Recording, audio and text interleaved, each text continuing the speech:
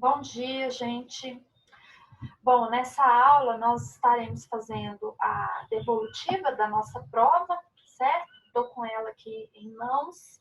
Como as questões são randomizadas, eu vou comentar as que estão aparecendo para mim aqui em ordem, mas a seguir, qualquer dúvida, vocês podem estar mandando no grupo, né, que eu pedi para ser criado o EAD, para a gente estar discutindo alguma outra questão, tá bom? Eu já vou iniciar, conforme a chamada que eu fiz para vocês dessa devolutiva às 10 horas, mas se depois alguém tiver mais alguma dúvida, repetindo, vocês podem entrar em contato pelo EAD, tá bom? Bom, o que aparece aqui para mim como questão 1, eu vou ler então na sequência do que aparece para mim, repetindo que as questões são randomizadas, então tem que conferir conforme a prova que vocês fizeram, tá? Assinala a opção incorreta com relação à reforma psiquiátrica no Brasil. Lembrando que a lei que trata da reforma psiquiátrica é a Lei 10.216, certo? Então, aqui ele quer a incorreta. Letra A. Atualmente utiliza o paradigma cujos instrumentos materiais mais vertentes são os núcleos e ou centros de atendimento psicossocial NAPS e CAPS, hospitais-dia, enfermarias e ambulatórios e hospitais gerais, verdadeiro. Então, o paradigma dessa reforma é exatamente tirar a ideia de manicômios, né, que até então no Brasil existia, tanto os públicos como os privados, lembrando que os hospitais psiquiátricos públicos, eles continuam em funcionamento, tá? Então, essa alternativa que é a verdadeira. A proposta exatamente da reforma psiquiátrica foi mudar esse instrumento, esses núcleos para o atendimento psicossocial por esses instrumentos aqui, por esses outros órgãos, tá? Letra B. Vem se desenvolvendo há várias décadas, a partir do final dos anos 70, como um movimento que mostra as inconveniências do modelo que fundamentou os paradigmas da psiquiatria clássica. Verdadeiro também. No contexto da referida reforma, vários autores apontaram para o processo de trabalho de enfermagem e saúde mental como claramente em acordo com as propostas de reinserção social das pessoas com transtornos mentais. Esse processo era caracterizado por ser ativo e totalmente integrado à equipe multiprofissional. Falso. Aliás, exatamente por conta desse trabalho de enfermaria na área da saúde mental, que tinha como modelo um método agressivo e considerado desumano, é que houve essa proposta da reforma psiquiátrica. Então, essa alternativa é falsa. Letra D. A desinstitucionalização é uma de suas principais vertentes, com a consequente desconstrução da ideia de manicômio e dos paradigmas que o sustentam, o que significa a substituição progressiva dos manicômios. Verdadeiro. Com essa mudança, inclusive, do nome, né, que agora a gente chama de hospital psiquiátrico, e o que ainda existe, o que foi permitido continuar, foi os HCPPs, que são os hospitais de custódia e tratamento psiquiátrico, que são hospitais públicos, veio a mudança desse nome exatamente para mudar esse paradigma. Então, a ideia, o modelo manicômio é associado, conforme o filme Nise, que eu passei para vocês, aquele modelo lá, tá? Que é um método agressivo, violento, de tortura e de isolamento social do indivíduo, tá? E a proposta da lei foi desinstitucionalizar esse modelo. E letra E, todos os itens incorretos. Não, o único que está incorreto, então, é a letra C. Questão 2. Em relação à reforma psiquiátrica, é correto afirmar que é um movimento que defende o fechamento incondicional dos manicômios no Brasil, sem proposição de cuidados para as pessoas internadas e residentes nos hospitais psiquiátricos. Ele quer a alternativa correta. Então, defende o fechamento incondicional, sem proposição de cuidados para as pessoas internadas e residentes? Não, ao contrário. Ele propõe cuidados, alternativas de tratamento, como dos estudiosos no tema que propôs alternativas com várias obras foi a doutora Nígida Silveira, tá? Então, essa alternativa que está falsa. É a reforma médica da psiquiatria que resultou na formação de médicos que trabalhassem exclusivamente com consultórios particulares sem vínculo com instituições totais. Não, a reforma nem fala disso. É um movimento inspirado, então é falso também. É um movimento inspirado na reforma sanitária, com seu marco teórico influenciado pela psicoterapia institucional francesa, a psiquiatria comunitária norte-americana, a psiquiatria de setor francesa, a antipsiquiatria inglesa, associada a movimentos de contracultura dos anos 1960, e a psiquiatria democrática italiana, verdadeira. São as inovações tecnológicas na área da psiquiatria que foram capazes de identificar disfunções orgânicas, explicando assim a totalidade dos sistemas relacionados ao sofrimento psíquico. Também ele não fala de inovações tecnológicas para falar de disfunções orgânicas. Letra E. Compreende a entrada de novos profissionais no serviço de saúde, inclusive os hospitais psiquiátricos, para a formação de equipes multiprofissional, referenciado pela psiquiatria clássica. Não. Ao contrário, ele não trata de entrada de novos profissionais, inclusive em hospitais psiquiátricos. Ao contrário, ele é contra a forma de psiquiatria clássica, que é considerado até então com tratamentos de lobotomia, eletrochoque e afins, né? A outra questão aqui que me aparece. A Lei 10.216, conhecida como Lei da Reforma Psiquiátrica, dispõe sobre o fechamento dos manicômios e hospitais psiquiátricos no Brasil. Sim.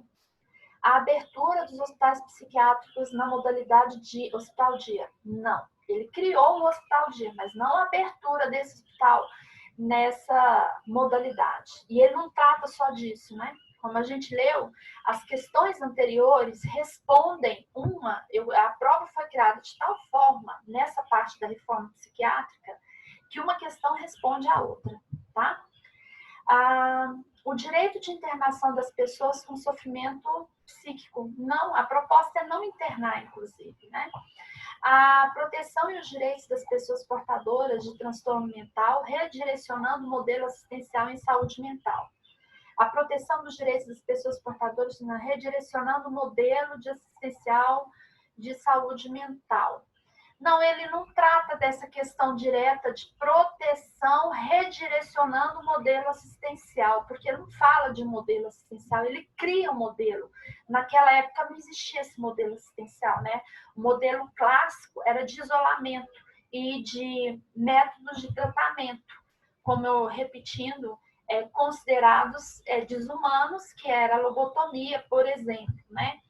Então, não tinha essa previsão do modelo assistencial. Quem criou aqui no Brasil foi essa lei, esse modelo. Então, ele não redireciona algo que não existia, né?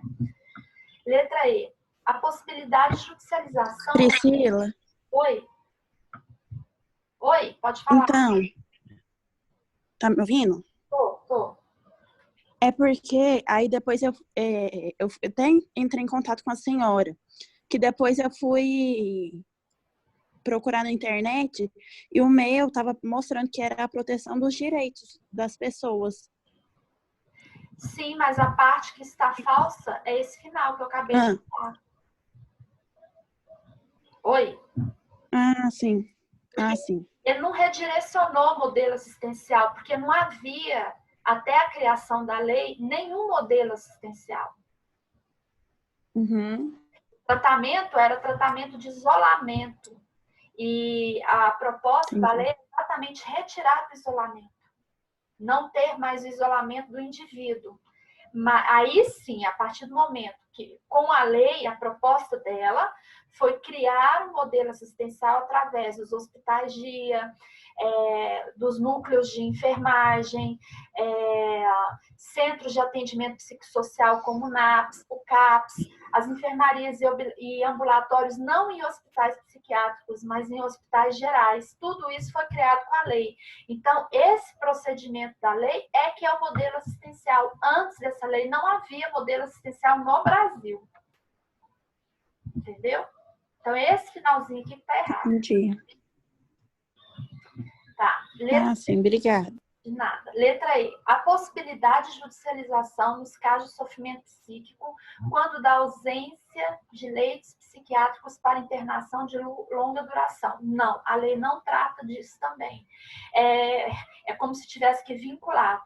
Se não tem leito psiquiátrico para internação de longa duração, o indivíduo é judicializado de forma alguma. Como nós falamos nas aulas, eu acho que foram 3 aulas, foi sim.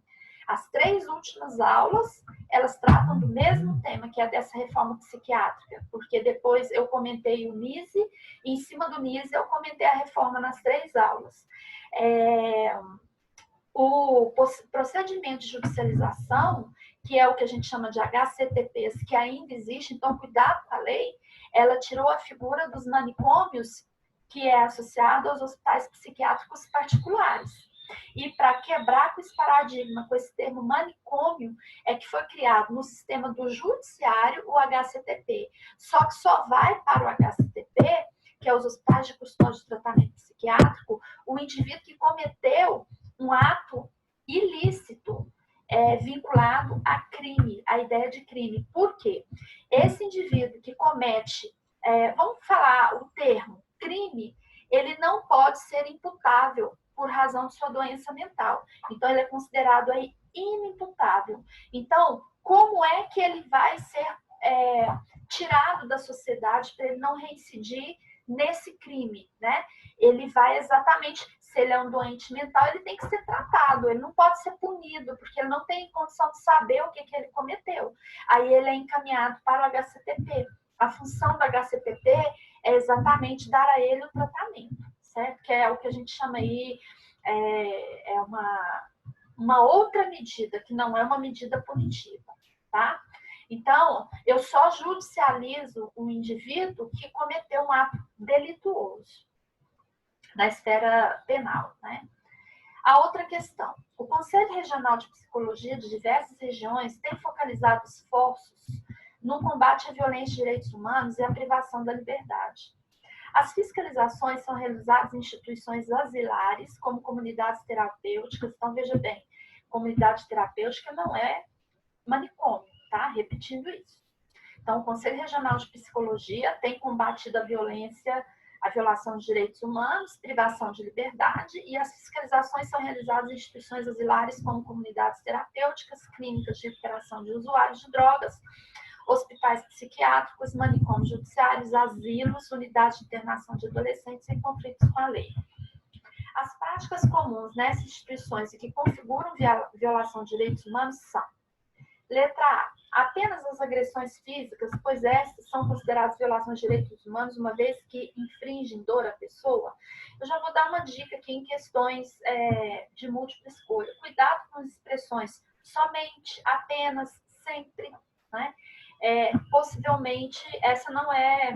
Questões que aparecem essas palavras não podem ser verdadeiras, porque a gente tem outras opções. Então, isso aqui, vamos aqui colocar uma interrogação, possivelmente não é verdadeira, mesmo porque a violação dos direitos humanos não envolve só agressões físicas, mas também psicológicas.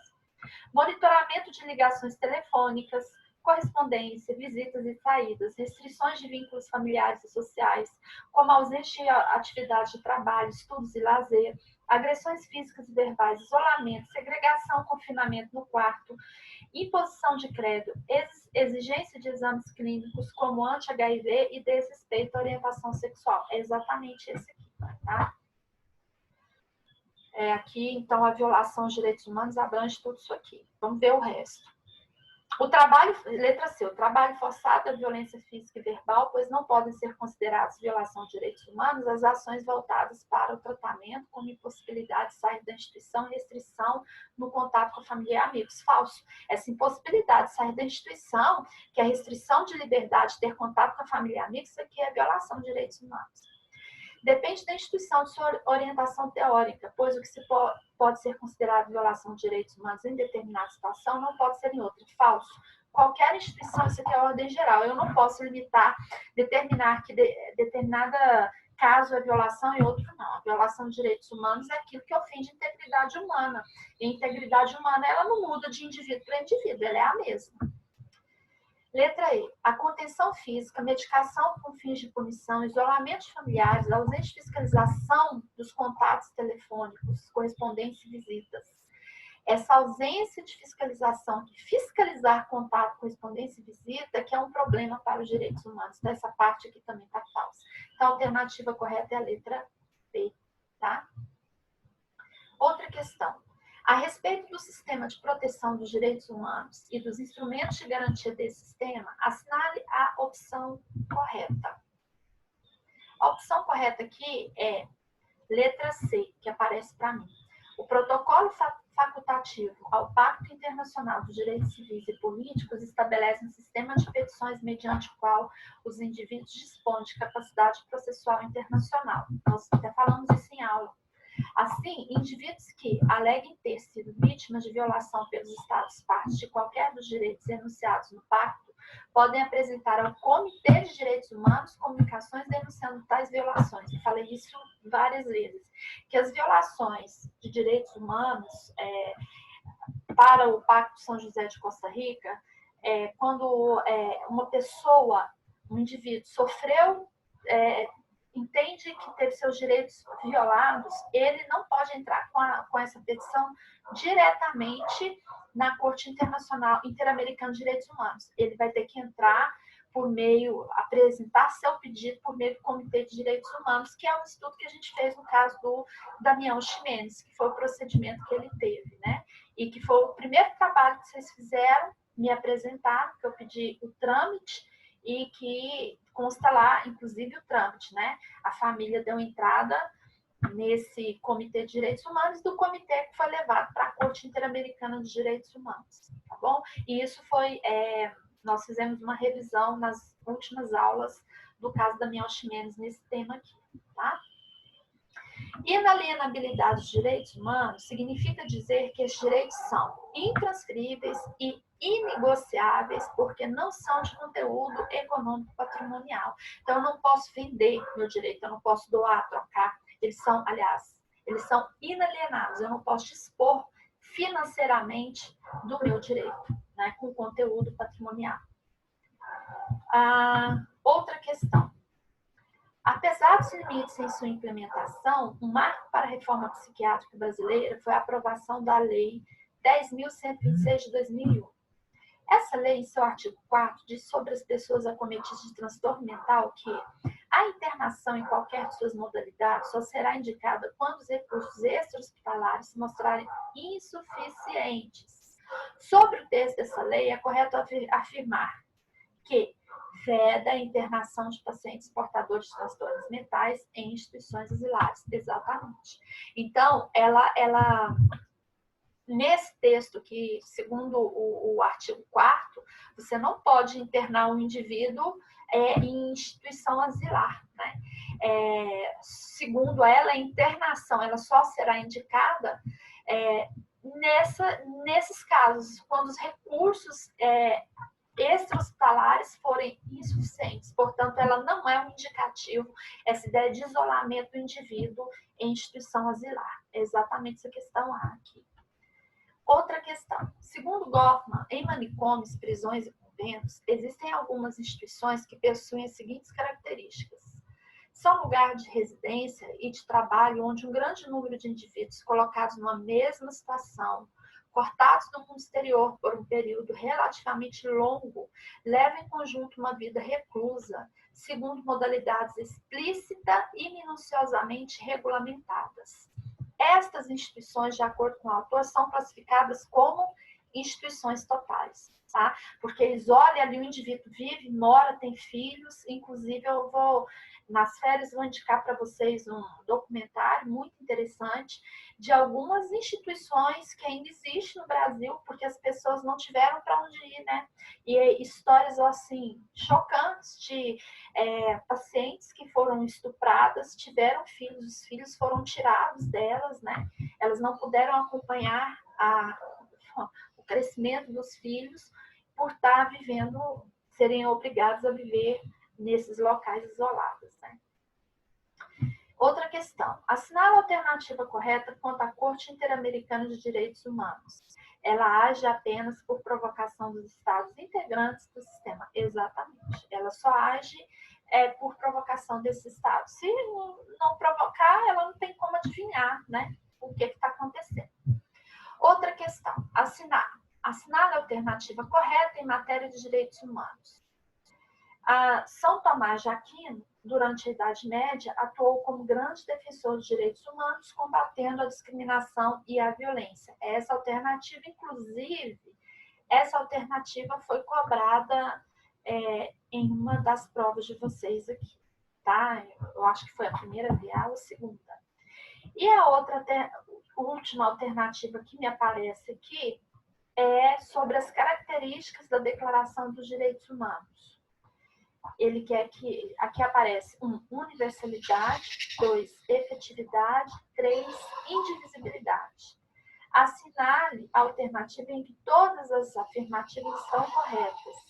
Bom, são corretas as afirmativas 1, 2 e 3, que diz que é correta apenas a afirmativa 1, que é a universalidade. Aliás, são corretas as afirmativas 1, 2 e 3, ou seja, os 3 características aqui são características da Declaração Universal dos Direitos Humanos, que é a universalidade, a efetividade e a indivisibilidade, certo? Bem, pessoal, aqui é o que me aparece, tá? No sistema aqui, mas se tiver mais alguma dúvida, repetindo, eu estou à disposição, vocês entrem em contato, tá? Que a gente tira essas dúvidas de outras questões que vocês têm. Abraço a todos, bom descanso aí, férias, e quem vai fazer substitutivo, a prova já está postada. Não sei se tem alguém que ficou na turma de vocês, eu acho que só uma aluna, tá? Beijos a todos e esperamos aí um semestre abençoado com a graça de Deus.